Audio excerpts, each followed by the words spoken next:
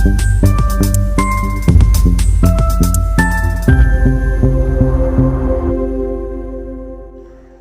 দর্পণ, বিনোদন সবার জন্য।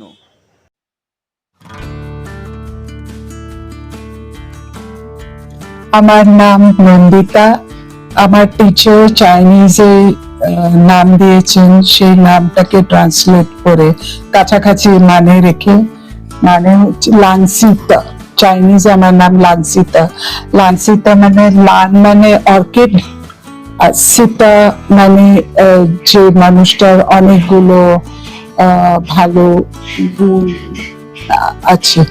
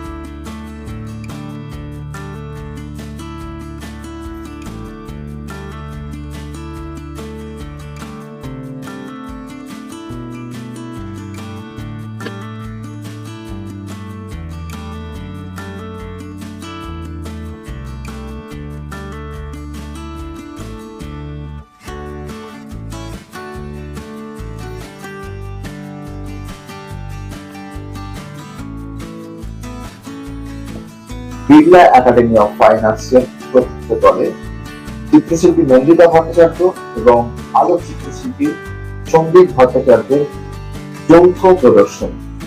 দুজনের কাজ একেবারেই ভিন্ন রকমের। একজন পুরোপুরি চাইনিজ পেন্টিং এর আদলে পেন্টিং করছে, আর একজন পুরোপুরি ওয়াইল্ড লাইফ ফটোগ্রাফি তুলে ধরছে।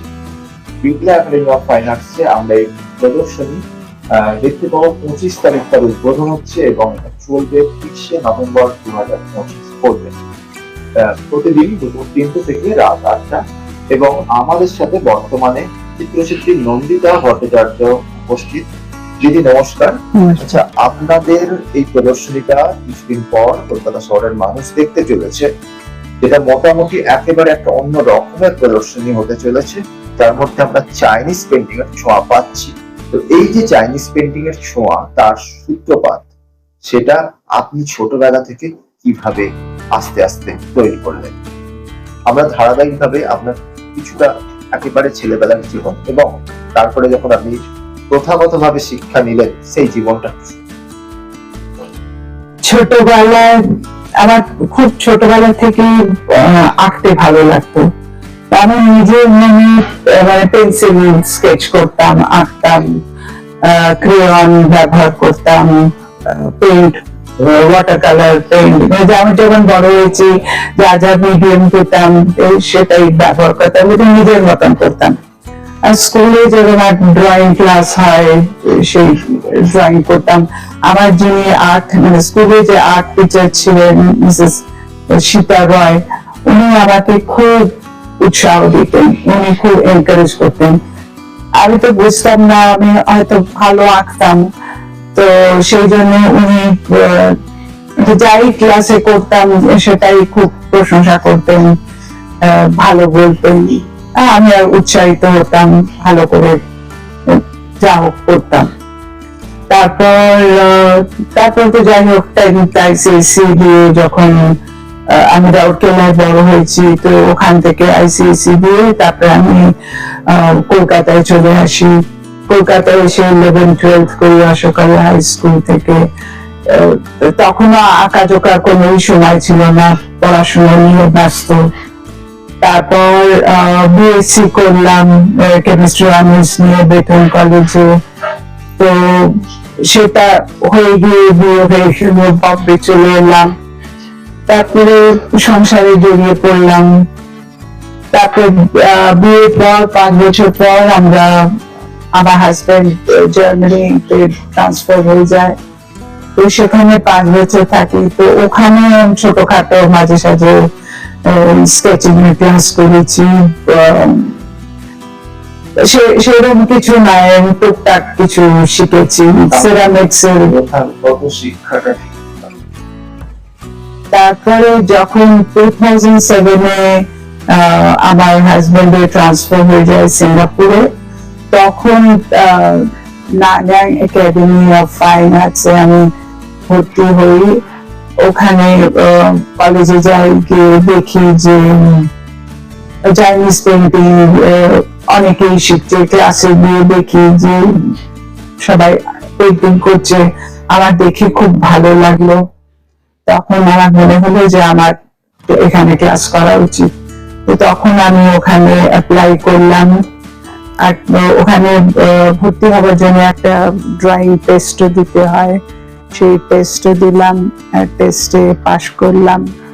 তখন মানে ওরা আমাকে সিলেক্ট করলো, বললো যে জানালো যে আমি ওখানে ক্লাস জয়েন করতে পারি, কোর্স করতে পারি। তখন 2008 to 2010 আমি নানাং একাডেমি অফ ফাইন আর্টসে চাইনিজ পেন্টিং এর ডিপ্লোমা কোর্স করি। আর তারপর আমি তাসা মিশনারি স্কুলে পড়াতাম, ডিপিএস ইন্টারন্যাশনাল স্কুল সিঙ্গাপুরে, সেখানেও পড়াতাম।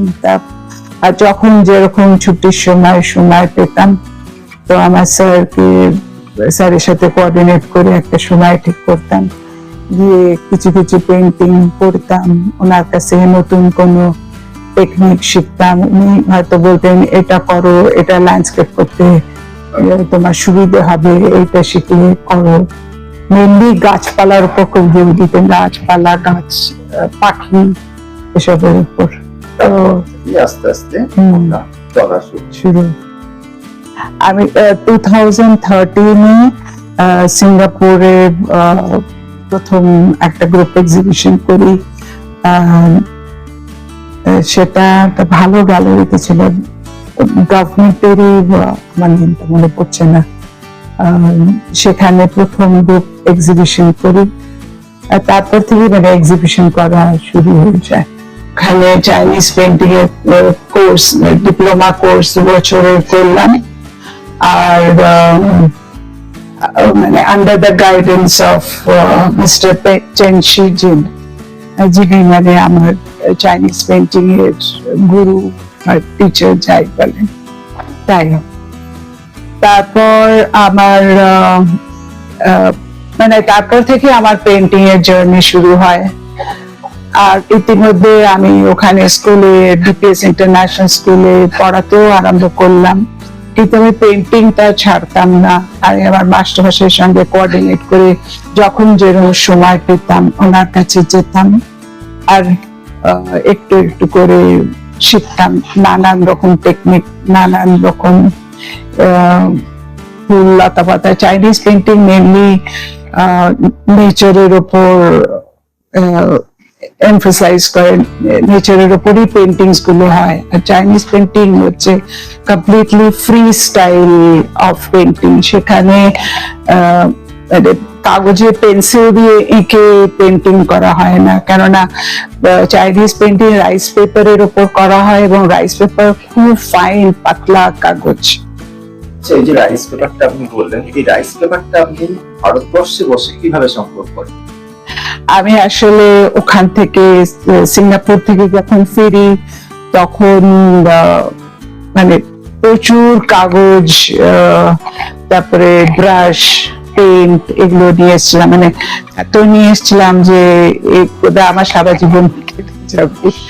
আর এখনো মাঝে মাঝে বছরে একবার আমরা সিঙ্গাপুরে যাই, আর তখন গিয়ে কিছু আবার পেন্টিং বা কাগজ কিনে নিয়ে আসি। আপনার পেন্টিং এ আমরা পেন্টিং না, মানে পেন্ট বা কাগজ কিনে নিয়ে আসি। আপনার পেন্টিং আমরা দেখছি যে বিভিন্ন রকম কালারের যে ব্যবহার, রঙের ব্যবহার, এবং মানে পেন্টিং এর যে বিভাজন, প্রত্যেক কটা স্থান বিভাজন, তার মধ্যে একটা মানে আমরা চিরাচরিত ল্যান্ডস্কেপ যেরকম দেখি সেরকমটা নয়। মানে তার মধ্যে একটা চাইনিজ ছোঁয়া রয়েছে, বৌদ্ধিস্ট একটা ছোঁয়া পাওয়া যাচ্ছে। এমনকি ফিগারের মধ্যেও সেই ছোঁয়াটা, বিভিন্ন রকম ফিগার যারা আমরা দেখতে পাচ্ছি তার মধ্যে ফিগার বা যাই দেখছি তার মধ্যে কিন্তু সেটা দেখে মনে হচ্ছে একেবারেই সেটা ভারতবর্ষের কোনো মানুষ বা প্রাণী তারা নয়, তারা অন্য কোনো দেশের প্রাণী বা চাইনিজ ওই অঞ্চলের প্রাণী। তো এই এফেক্টটা আপনি ভারতবর্ষের মাটিতে বসে কিভাবে আনছেন? আমি যখন ভারতে ফিরে আসি তখন কয়েকটা গ্রুপ এক্সিবিশন করেছিলাম। তো তাতে আমি এমনি ব্যাম্বু মানে বাঁশ ঝাড় বা পাখি যেটা মানে যেরকম আমি চাইনিজ স্টাইলে শিখেছিলাম সেটাই আমি পেন্টিং এ করে দেখাতাম এক্সিবিশনে। তো তখন সবাই আমাকে বলতে লাগলেন, এখানকার আর্টিস্টরা বেশ গণ্যমান্য ব্যক্তি যারা, তারা আমায় বলতে লাগলেন যে ঠিক আছে আপনি চাইনিজ স্টাইলে করছেন, ঠিক আছে, কিন্তু আপনার পেন্টিং এর মধ্যে কোনো ভারতীয় ছাপ নেই। তো আপনার যেহেতু আপনি ভারতে আছেন, তো আপনার পেন্টিং এর মধ্যে মানে ভারতীয় ল্যান্ডস্কেপ বা মানে হ্যাঁ পেন্টিং এর মধ্যে থাকা উচিত। তো তখন আমি ঠিক করলাম, আমি নানান জায়গায় আমরা বেড়াতে যাই, জঙ্গলে যাই, তাছাড়া এমনিও অনেক ভারতের মধ্যে অনেক অন্য প্রদেশে বেড়াতে যাই। তখন যেহেতু আমি নেচার নিয়ে কাজ করি, তো আমি খুব নেচারকে অবজার্ভ করি, আর করে যেসব জায়গাগুলো আমার খুব ভালো লাগে আমার নিজের থেকেই মনের ভেতরে তার একটা দাগ কাটে বা একটা ইমপ্রেশন হয়। তো সেই মনের মধ্যে সেই ছবিটা রেখে তারপর আমি আর কি ছবি আঁকি। তো যার ফলে আমার পেন্টিং এ আপনি দেখবেন মানে ইন্ডিয়ান থিম নিয়ে ইন্ডিয়ান ল্যান্ডস্কেপ, কিন্তু আমি চাইনিজ স্টাইলে পেন্ট করি, এবং আমার চাইনিজ স্টাইলে যেহেতু পেন্ট করি আর আবার মিডিয়ামও কিন্তু সবই মানে চাইনিজ মিডিয়াম ব্যবহার করি, যেমন rice paper, Chinese pigmented water colour, আর ব্রাশও প্রচুর আমি ওইখান থেকে সিঙ্গাপুর থেকে নিয়ে এসেছিলাম, যেগুলো চাইনিজ পেন্টিং এ ব্যবহার করা হয়। এই যে আমরা আপনার ছবি কালারের ব্যবহারটা দেখছি, তাতে মূলত আমরা দেখছি একটা ওপেক ওয়াটার কালার আপনি ব্যবহার করছেন। সেই কালারটা আপনি পেপারে, যে পেপারটা আপনি নিয়ে আসছেন, তাতে কিভাবে ব্যবহার করেন? আমি বেশিরভাগই ব্যবহার করি natural water colour, natural pigmented water colour, একবারে প্রকৃতিগত ভাবে যেটা পাথর বা বালি তৈরি হচ্ছে রং, এগুলো চায়নাতেই তৈরি হয়। মানে আমি যখন সিঙ্গাপুরে যাই তখন ওখান থেকে নিয়ে আসি। চায়নাতেও আমরা গিয়েছি, তখন চায়নাতে গিয়ে সেখান থেকে মানে অনেক এরকম রং কাগজ সংগ্রহ করেছি, আর সেই রংগুলো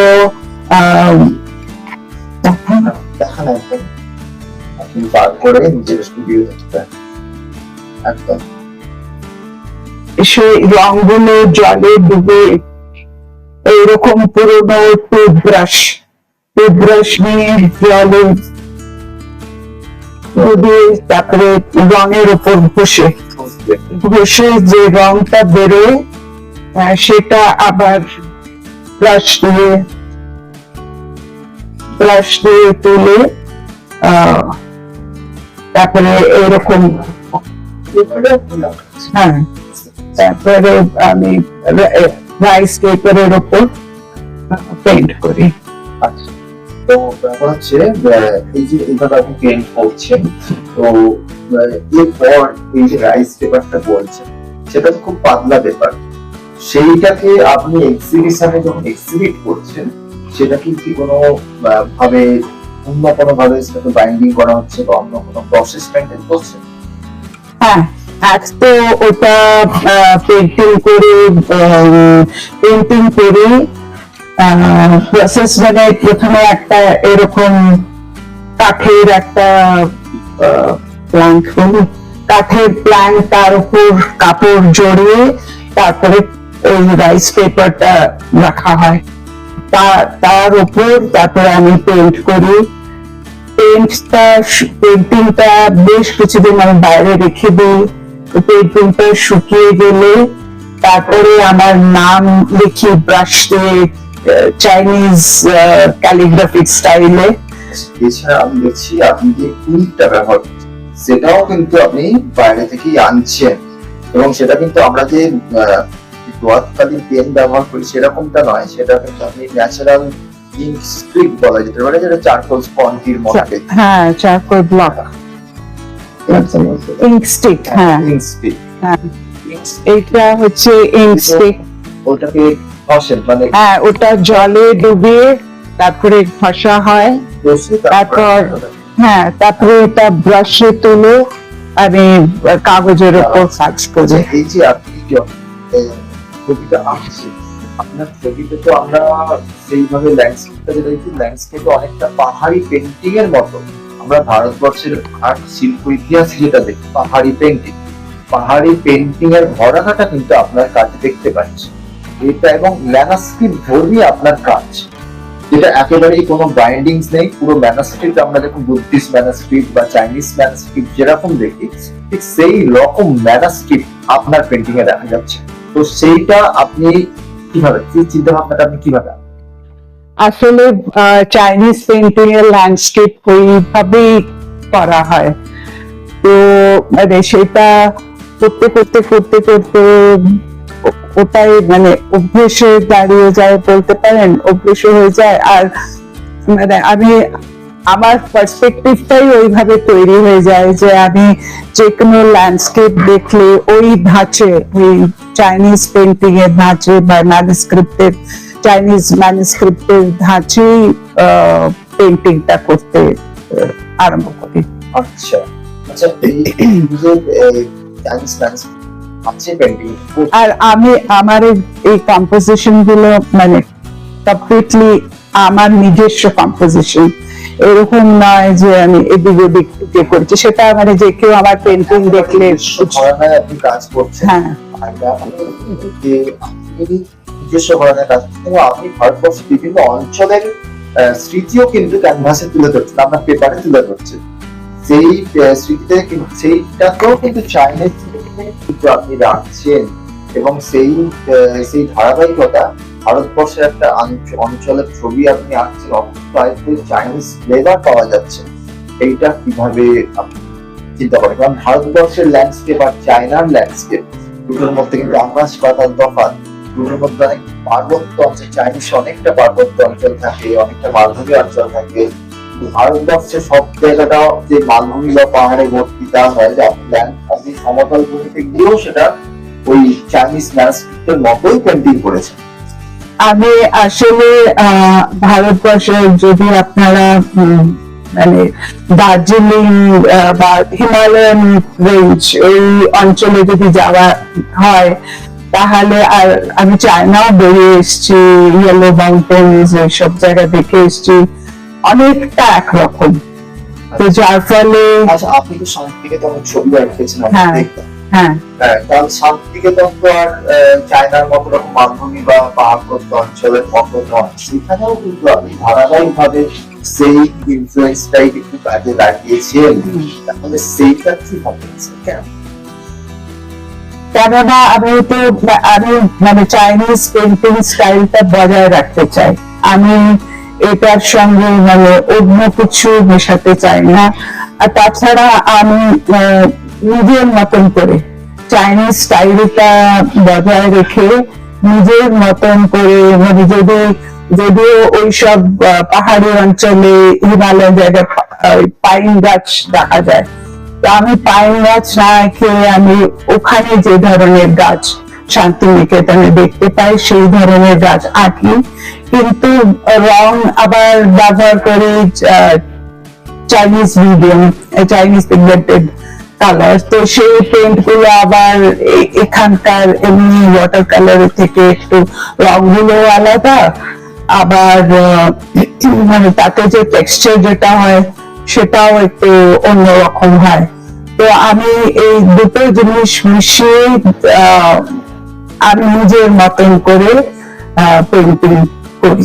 আমরা ল্যান্ডস্কেপিং আপনার মধ্যে চাইনিজ ধরেন আমি দেখতেই পাচ্ছি, কিন্তু শান্তিনিকেতনে বসে যখন দুল বা ল্যান্ডস্কেপের উপকার রাখছেন তখনও কিন্তু দুলের মধ্যেও কিন্তু আমরা একটা অন্য দেশের দুলের সাথে রিলেট করছি, আমরা ঠিক ভারতবর্ষের দুলের সাথে রিলেট করতে পারছি না। এটা হয়েছে কেন আমি বলি, আমি এখানকার গুলি দেখি, কিন্তু যেহেতু আমি ওটা চাইনিজ স্টাইলে করি, কেননা চাইনিজ স্টাইলে যদি আমার বুলটা আঁকতে হয় কেন আমার পেন্সিল দিয়ে স্কেচ করে আঁকতে হয় না, ওটা ডাইরেক্টলি আমি মানে পেন্টে ডুবিয়ে যেভাবে ওই স্টাইলে ফ্রি স্টাইলে পেন্ট করতে হয় আমি সেভাবেই পেন্ট করি। আমি আগে স্কেচ করে নিয়ে যে পেন্ট করা সেটা আমি করি না, আমি ডাইরেক্টলি। হ্যাঁ, আচ্ছা, এই যে বলছেন একেবারে ডিরেক্ট, কোনো ভয় লাগে না যে কোনো সময় যদি স্ট্রোকটা অন্য কোথাও? হ্যাঁ, তা আমি ওই জন্য পারফেকশন তারপরে এটা কিভাবে? আমি প্রথম যেহেতু আমার নিজস্ব কম্পোজিশন, মানে যেরকম আমি বোলপুরের জোড়া শিব মন্দিরের যে ল্যান্ডস্কেপটা তৈরি করেছি সেটা আগে আমি একটা পেপারে নিজে মানে রাফ করে নিই, জিনিসটা কম্পোজিশনটা ঠিক হচ্ছে কিনা, কেমন দেখাচ্ছে, কি কি রং দিলে কি রং দেখাবে, কতটা ভালো লাগবে। যেরকম চাইনিজে বলে ইন ইয়াং, মানে ব্যালেন্স অফ অপোজিটস, মানে আমি সেখানে হালকা রং দিয়েছি, গাঢ় রং, একই রঙের গাঢ় রং দিয়েছি।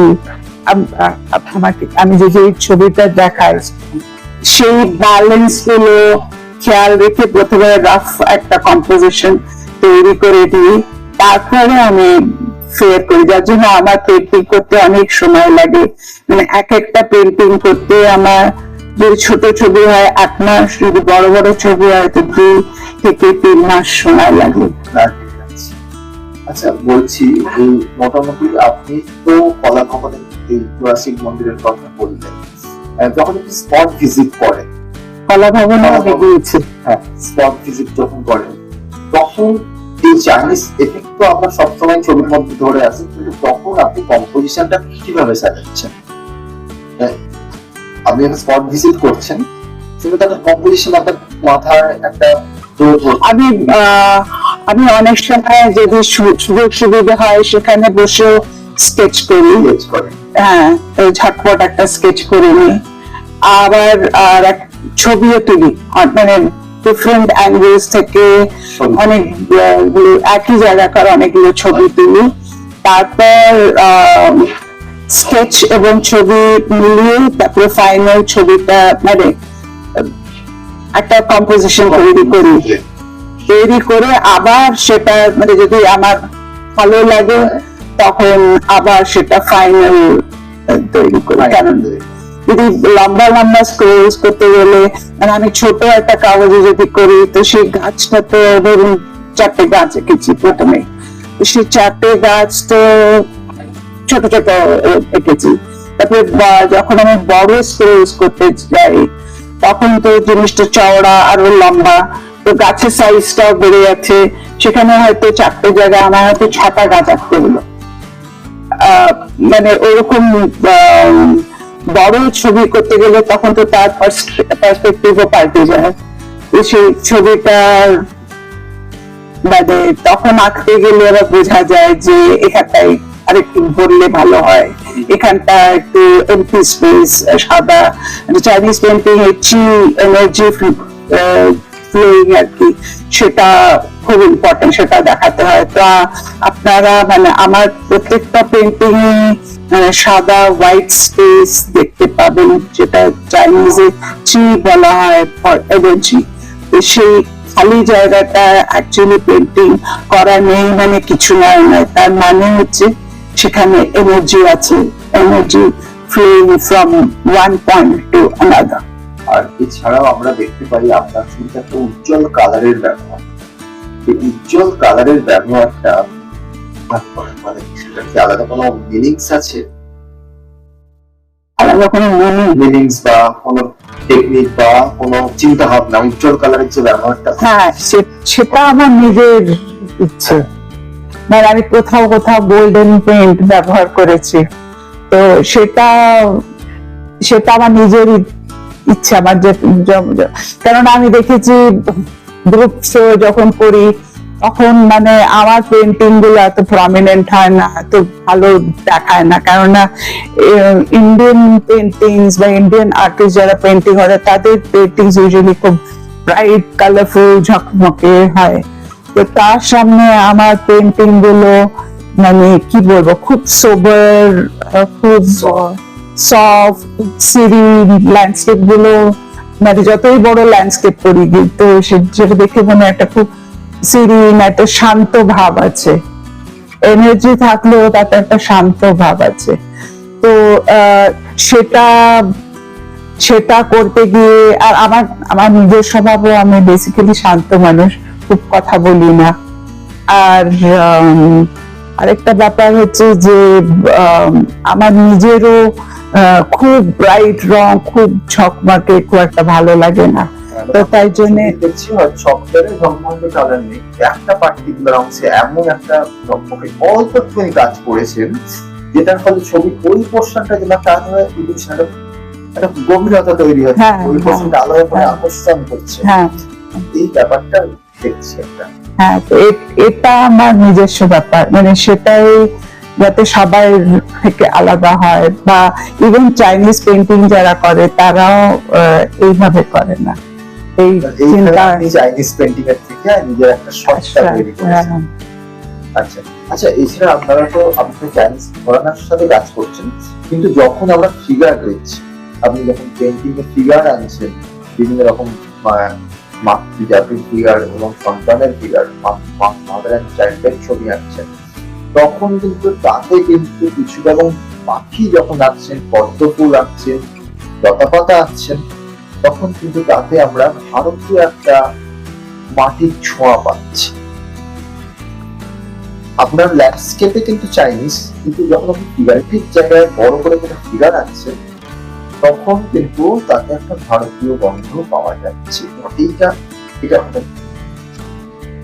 এটা তো আমি আগেই আপনাকে বললাম, যেহেতু মানে সবার আসলে চাইনিজ পেন্টিং এও কিন্তু যখন ওরা ফিগারেটিভ বড় করে আঁকে সেখানেও কিন্তু ইন্ডিয়ান ইনফ্লুয়েন্স আছে। মানে আমার মাস্টারমশাই বারবার বলে যে অনেক হাজার হাজার বছর আগে, মানে সং ডাইনাস্টি বা তারও আগে যখন চাইনিজ আর্টিস্টরা পেন্টিং করতেন, অনেক ওনারাও অনেকে হিউয়েন-সাং যেমন এখানে এসেছিলেন, বা বুদ্ধিজম স্প্রেড করার জন্য যখন হিউয়েন-সাং এখান থেকে চায়না ফেরত গেলেন, তখন উনি এই মানে ওনার সঙ্গে আরো যারা ছিলেন তারা আবার এই আমাদের আর্ট কালচার এইসব গুলো দেখে তারা আবার ওখানে চায়নাতে ফেরত নিয়ে যায়। তার জন্য চাইনিজ পেন্টিং অ্যাকচুয়ালি ইন্ডিয়ান ইনফ্লুয়েন্সও আছে। তো সেই সময় অ্যাকচুয়ালি ইন্টার কালচারাল আর্ট বা কালচার দুটোরই অ্যাকচুয়ালি এক্সচেঞ্জ হয়েছিল, বিদেশেরই হয়েছিল। আপনার ফিগারগুলোর মধ্যে মানে ভারত এবং চাইনিজের যে বর্ডার বলতে পারেন, সেখানকার মানুষদের যেরকমটা দেখতে হয় তারা কিছুটা ভারতীয় কিছুটা হয়তো চাইনিজ, সেই রকমের একটা ঘরানা আমরা দেখতে পাচ্ছি। হ্যাঁ, তো সেই এটাই পাখি আঁকছেন, ভারতীয় কোনো পাখি আঁকছেন যেটা তো ভারতীয় বার্ড, সেখানে কিন্তু ভারতীয় বার্ডের ছোঁয়াটাই পাওয়া যাচ্ছে।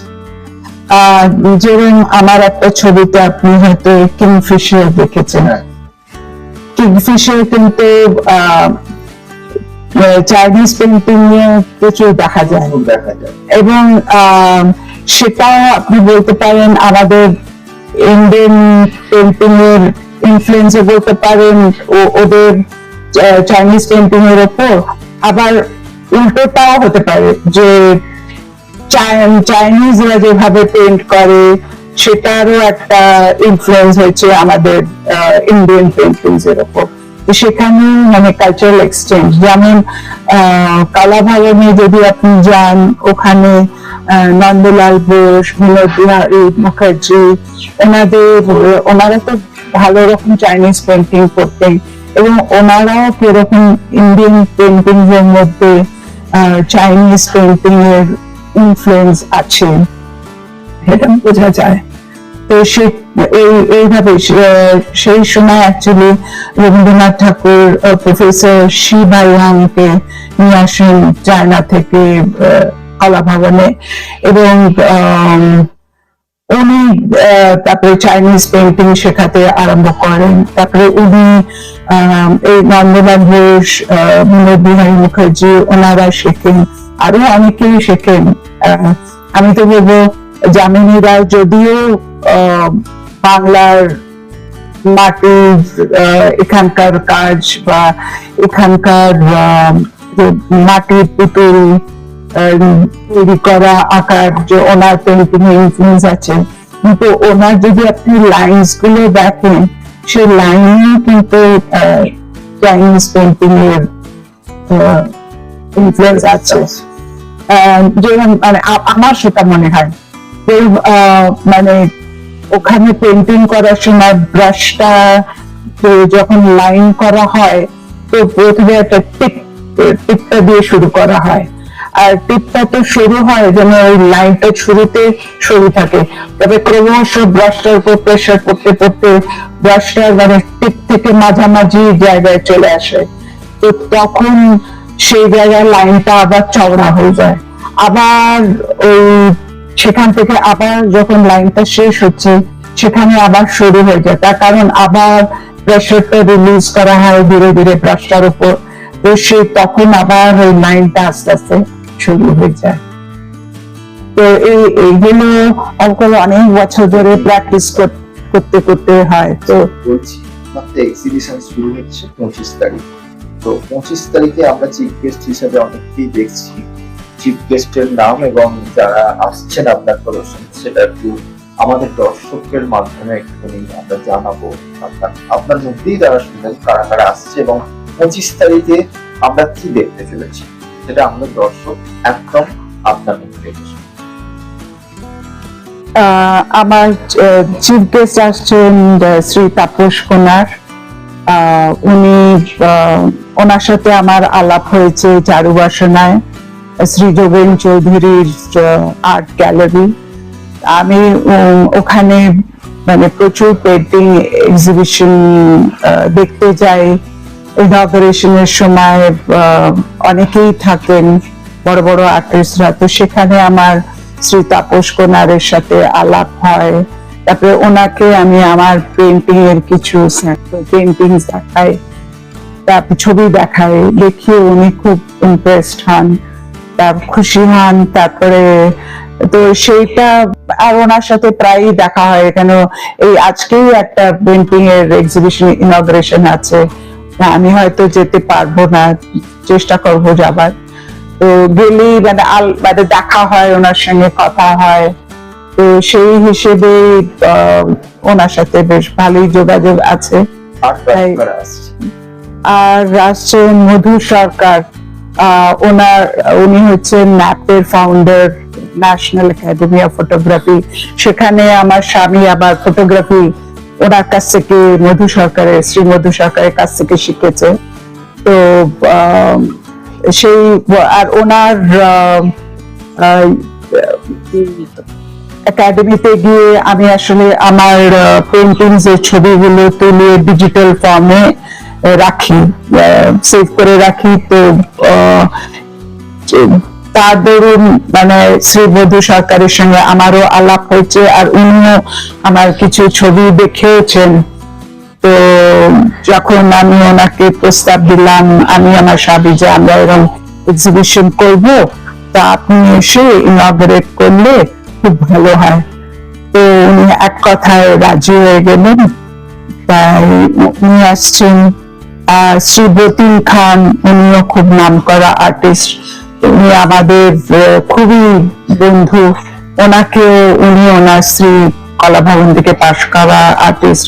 তো ওনাদের আমি আমার পেন্টিংস কিছু দেখিয়েছিলাম, দেখে ওনাদেরও ভালো লেগেছিল। তো যখন বললাম যে আপনি এসে ইনঅগ্রেট করবেন, তখন রাজি হলেন যে হ্যাঁ নিশ্চয়ই করবো। আর আসছেন গেস্ট অফ অনার প্রফেসর অখিল চন্দ্র দাস। ওনার সাথে আমার বেশ কয়েকটা এক্সিবিশনে আলাপ হয়েছে। আমি আর্ট লাইন 18 গ্রুপ এক্সিবিশনে বেশ কয়েকটা এক্সিবিশনে পার্টিসিপেট করেছি।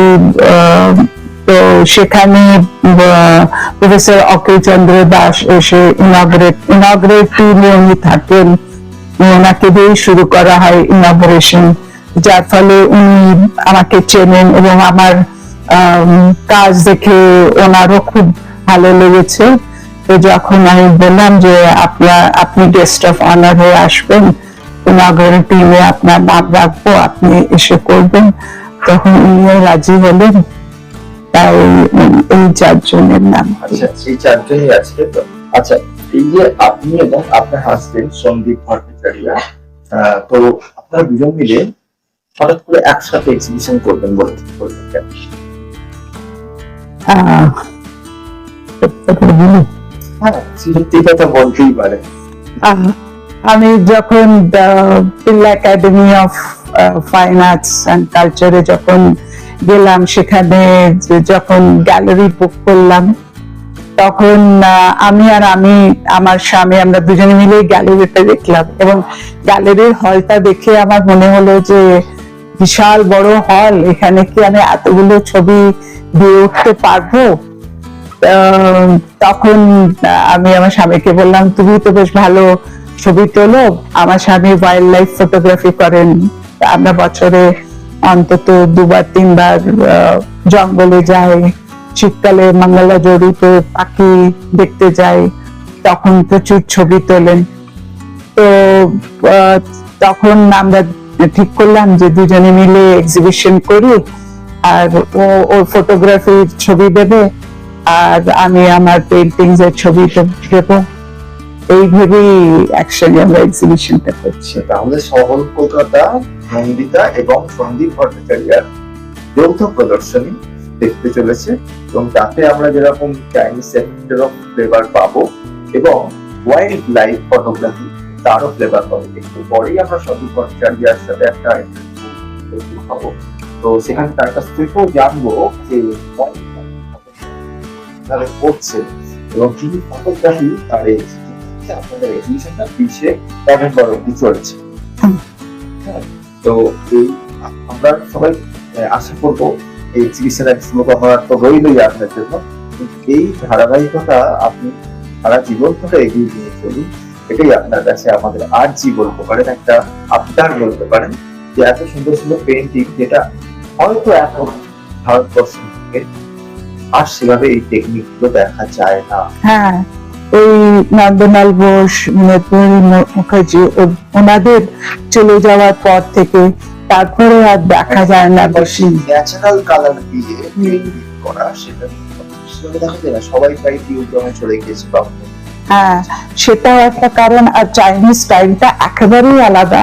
মানে আপনি যে বলছেন আমি ফিগারেটিভ যে পদ্ম ফুল এঁকেছি, সেটা কিন্তু কমপ্লিটলি চাইনিজ স্টাইলে, এবং আমি মানে ফ্রি স্টাইল, ওটা আমি পেন্সিল দিয়ে এঁকে কম্পোজিশনে ল্যান্ডস্কেপে যে ফিগার গুলো এঁকেছেন, সেটা পুরোপুরি ড্রয়িংটাই তার চাইনিজ প্যাটার্ন।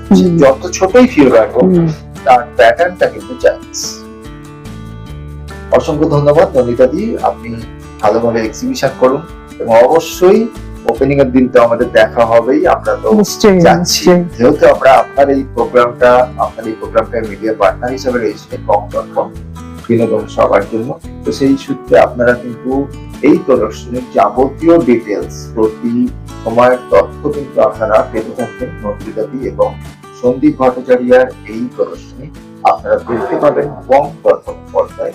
দেখতে থাকুন বং.com বিনোদন সবার জন্য। নমস্কার। নমস্কার, খুব ভালো লাগলো। আর 25 তারিখে দেখা হবে। 5:30টায় আমাদের ইনঅগারেশন। আপনারা সবাই যারা দেখছেন নিশ্চয়ই আসবেন। অসংখ্য ধন্যবাদ। আমরা তো সবাই যাব। শহর কলকাতার সমস্ত শিল্পপ্রিয় মানুষদের আমরা আমাদের চ্যানেল তরফে এই দেশটাই আবেদনটা রাখছি, সবাই এই প্রদর্শনীটা দেখুন। এরকম ইউনিক প্রদর্শনী সবসময় হয়তো আমরা কলকাতা শহরে দেখতে পারি না। এই একেবারে ন্যাচারাল কালারকে ইউজ করে ছবি আঁকা এবং তার সাথে হোয়াইট লাইট, এটাই কিন্তু শহর কলকাতার শীতের আমেজটাকে আরো একটু দেখতে থাকুন। বং দর্পণ বিনোদন সবার জন্য।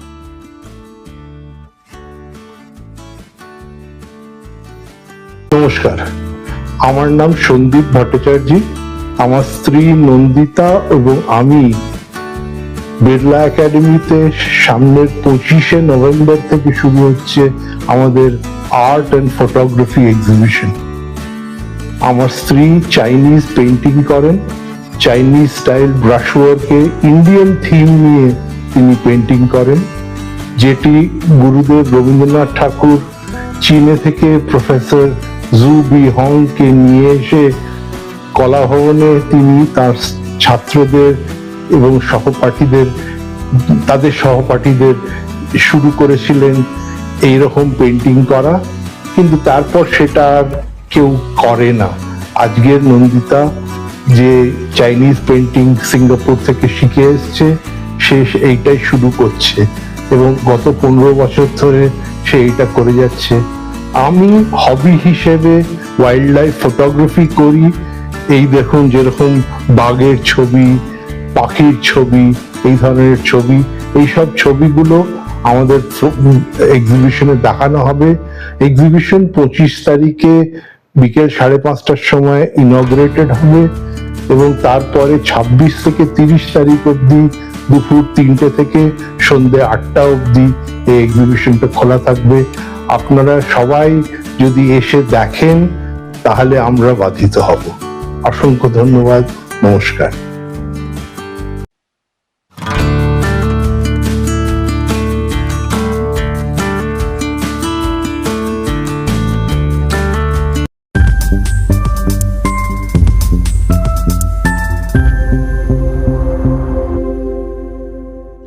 বং দর্পণ বিনোদন সবার জন্য।